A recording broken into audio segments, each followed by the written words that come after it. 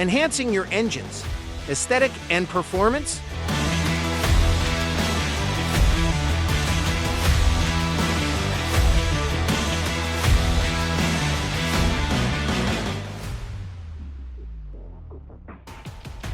Upgrading to billet or cast aluminum valve covers provides superior strength, heat resistance, and durability, ensuring optimal performance under extreme conditions. The Spelab valve covers dual-plate design reduces all particles and gas, significantly lowering emissions. This is a key benefit for those who prioritize both performance and environmental responsibility.